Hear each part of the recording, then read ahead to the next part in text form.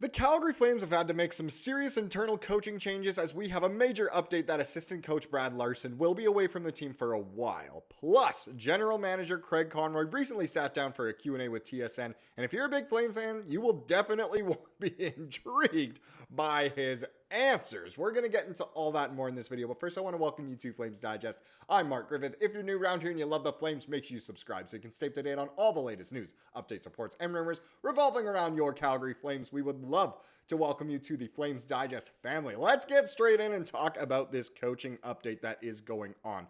Now, the Flames have had to kind of internally within the organization, both the Flames and the Wranglers involved, they've had to make some changes, and it is due to the fact that Brad Larsen has stepped away from the team due to family reasons. Now, first and foremost, we hope everything goes okay in the Larsen family. We hope everything is fine and wish him the best, of course, as he takes this leave of absence from the teams. But in the meantime, so the Flames announced some interim coaching appointments. So Cull named interim assistant coach with the Flames. Obviously, that is a direct replacement for Brad Larsen. This one comes straight from the Flames themselves, the Calgary Flames staff. Let's get into this a little bit. So the Flames announced today, which was actually yesterday, that interim coaching appointments involving both the Flames and the Wranglers coaching staff. So there's quite a bit here. So due to family reasons, on December 8th, so quite a while ago now, a couple weeks, Brad Larsen was granted an indefinite leave of absence from his duties as assistant coach with the Flames.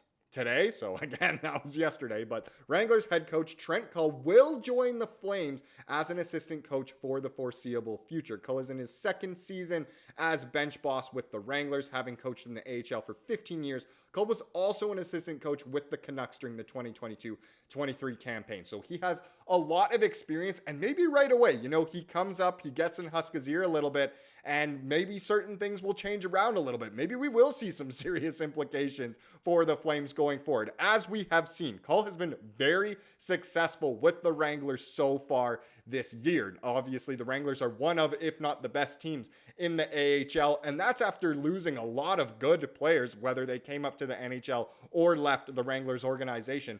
Either way, Cull has a lot of experience, and it'll be great to have him on the bench as well.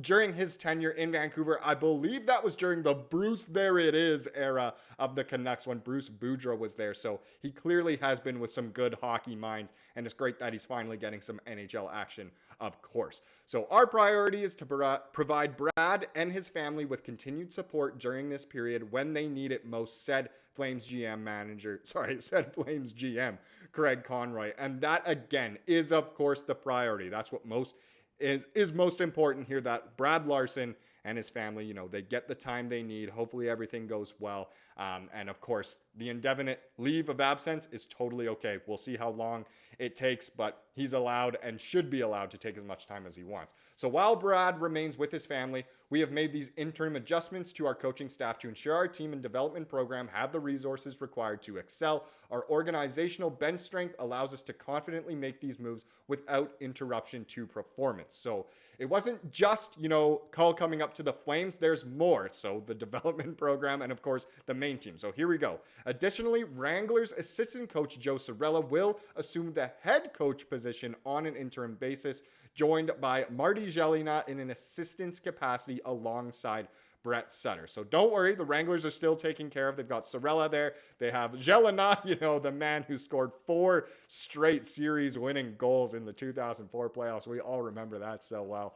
And Brett Sutter, of course, the not longtime Wrangler, I guess, but longtime in the organization and finally retired last year. So still, the Wranglers are in very good hands. Cirella has over 20 years of coaching experience between the OHL and the AHL. The interim title with the Wranglers will be his first as head coach, so congratulations to him. Jelena has been a member of the Flames development staff for the past 4 years with experience as an assistant behind the Flames bench from 2012 to 2021. So overall, all these guys know what they are doing. To kind of wrap it up here, sort of get a big what's the word I'm looking for? Either way, a conclusion, I suppose. But either way, Ryan Pike. So updated Flames coaching staff. So obviously Huska is the head coach. There's assistants Cale McLean, Dan Lambert, and Trent Cull on the interim basis.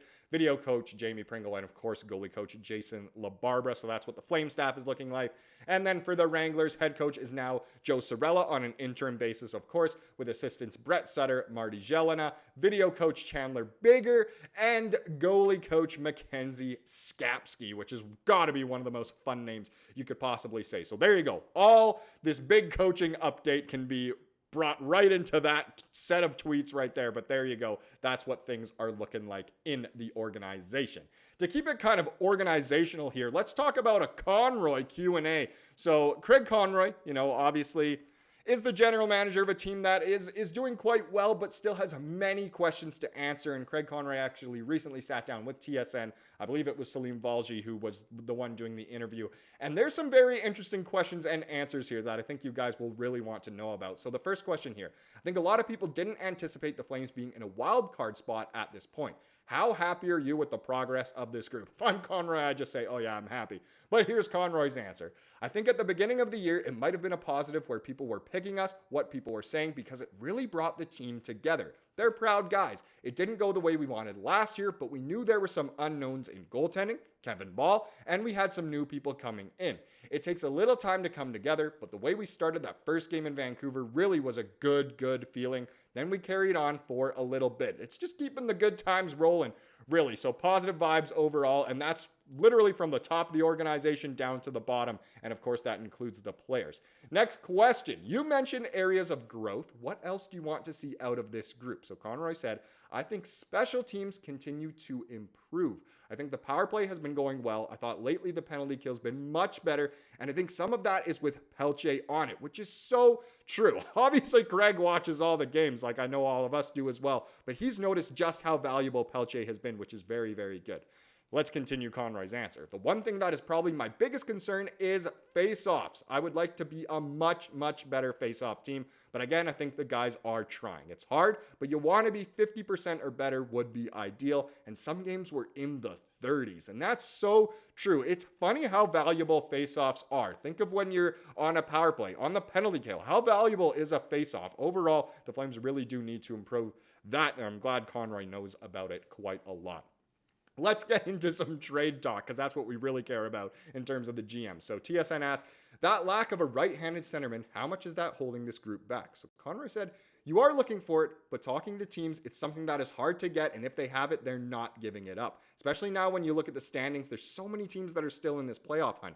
They have a good week, they have a good couple weeks, they're right back in it. Maybe as we get back from the Christmas break and as we get closer to Four Nations, I think some teams will fall out and other teams will rise. So maybe there's some more opportunities. I see where teams are at. There's some trades here and there, but you don't see many centers moving. So, Conroy still seems somewhat intrigued by this, but a follow-up question is almost clears things up a little bit more. So TSN said, is there a prototype for age or skill you're looking for? Conroy said, with our group, you'd like a younger than 25, someone that could be here for a while and right shot, and so that's a wish list. Maybe you don't get that exact player. I do think you want the group to grow internally. Rory Cairns has been really good in the American League. So he's kind of looking at all options here. Now I'm confused. Does he want to trade for one or does he want to grow internally with a guy like Cairns who has been insane this year, absolutely sensational down in the AHL? Would you rather bring up a guy like that, or is he still looking for a trade? Those last couple questions, the answers make it seem like he's looking for a trade. He knows what the value might be, but might not pull the trigger and wants to grow internally. Maybe what he's saying here really is that, a younger guy that can grow internally. Of course, I take it the way I took it because, come on, that's what we do as Flames fans. But either way, let me know down below what you think. Do you think Conroy should still pursue that right-handed young center? And if he does, should he give up what teams are asking for or try and do a little bit of a bargain here? Now let's wrap up this video with the comment of the day, as we love to do here on the channel. Comes from yesterday's video, and this comment kind of revolves around some of our young guys, and it was a great comment. So Dennis said, Zary, Pospisil, Coronado, future is bright. Parekh, Brustevich, and Honzik just need 2 key pieces, and you can compete with this group for the next 10 years. Yes, the Flames are missing some pretty big key pieces, I'd say, in those young, good centers and maybe a better forward, of course. But, I mean, you throw in Wolf, you throw in some of the other young guys. The Flames really do have a lot of good guys in the pipeline or that are already in development mode. And, man, things are looking good. The future is looking bright. Love that comment. Thank you so much for watching this video. Please subscribe like you saw here today and have a wonderful rest of your day.